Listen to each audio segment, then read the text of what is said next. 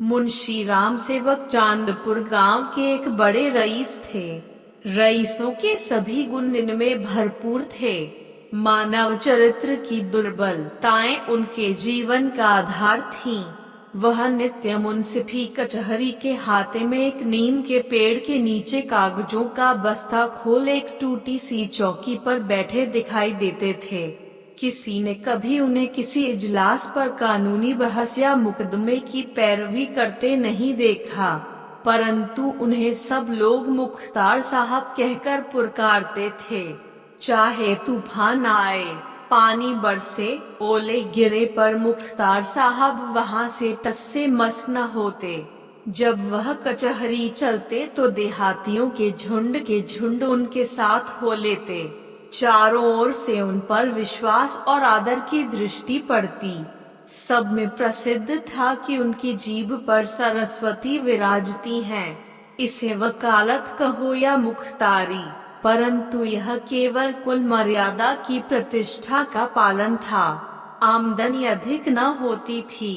चांदी के सिक्कों की तो चर्चा ही क्या, कभी कभी तांबे के सिक्के भी निर्भय उनके पास आने से हिचकते थे। मुंशी जी की कानूनदानी में कोई संदेह न था, परंतु पास के बखेड़े ने उन्हें विवश कर दिया था। खैर, जो हो, उनका यह पेशा केवल प्रतिष्ठा पालन के निमित्त था, नहीं तो उनके निर्वाह का मुख्य साधन आसपास की अनाथ पर खाने पीने में सुखी विधवाओं और भोले भाले किंतु धनी वृद्धों की श्रद्धा थी। विधवाएं अपना रुपया उनके यहाँ अमानत रखती। बूढ़े अपने कपूतों के डर से अपना धन उन्हें सौंप देते, पर रुपया एक बार उनकी मुट्ठी में जाकर फिर निकलना भूल जाता था। वह जरूरत पड़ने पर कभी कभी कर्ज ले लेते थे। भला बिना कर्ज लिए किसी का काम चल सकता है? भोर को सांझ के करार पर रुपया लेते, पर वह सांझ कभी नहीं आती थी। सारांश, मुंशी जी कर्ज लेकर देना सीखे नहीं थे। यह उनकी कुल प्रथा थी। यही सब मामले बहुधा मुंशी जी के सुख चैन में विघ्न डालते थे। कानून और अदालत से तो उन्हें कोई डर न था। इस मैदान में उसका सामना करना पानी में मगर से लड़ना था। परंतु जब कोई दुष्ट उनसे भिड़ जाता, उनकी ईमानदारी पर संदेह करता और उनके मुंह पर बुरा भला कहने पर उतारू हो जाता, तब मुंशी जी के हृदय पर बड़ी चोट लगती। इस प्रकार की दुर्घटनाएं प्रायः होती थीं। हर जगह ऐसे ओछे लोग रहते हैं जिन्हें दूसरों को नीचा दिखाने में ही आनंद आता है। ऐसे लोगों का सहारा पाकर कभी कभी छोटे आदमी मुंशी जी के मुंह लग जाते थे। नहीं तो एक कुजड़िन की इतनी मजाल नहीं थी कि आंगन में जाकर उन्हें बुरा भला कहे। मुंशी जी उसके पुराने गाहक थे।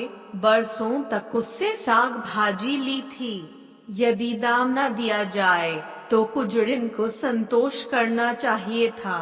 दाम जल्दी या देर से मिल ही जाते, परंतु वह मुंह फट कुजड़िन 2 ही बरसों में घबरा गई और उसने कुछ आने पैसों के लिए एक प्रतिष्ठित आदमी का पानी उतार लिया। झुंझलाकर मुंशी जी अपने को मृत्यु का कलेवा बनाने पर उतारू हो गए, तो इसमें उनका कुछ दोष न था। इसी गांव में मूंगा नाम की एक विधवा ब्राह्मणी रहती थी। उसका पति ब्रह्मा की काली पलटन में हवलदार था और लड़ाई में वहीं मारा गया। सरकार की ओर से उसके अच्छे कामों के बदले मूंगा को 500 रुपये मिले थे।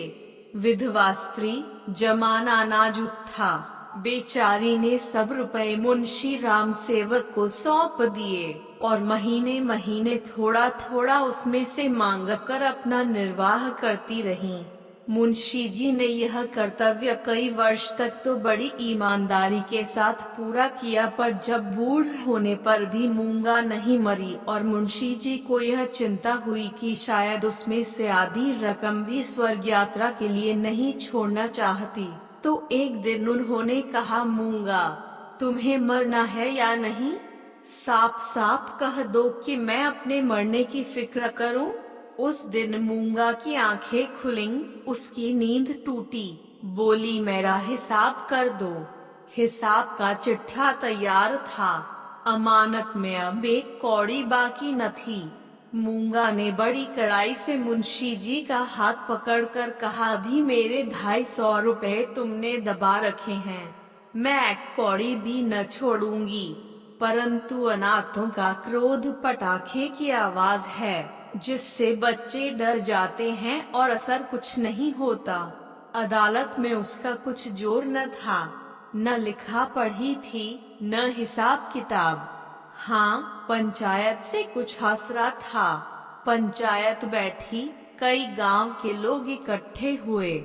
मुंशी जी नियत और मामले के साफ थे, उन्हें पंचों का क्या डर। सभा में खड़े होकर पंचों से कहा, भाइयों, आप लोग सत्यनारायण और कुलीन हैं। मैं आप सब साहबों का दास हूँ। आप सब साहबों की उदारता और कृपा से, दया और प्रेम से मेरा रोम रोम कृतज्ञ है। और आप लोग सोचते हैं कि इस अनाथिनी और विधवा स्त्री के रुपए हड़प कर गया हूँ।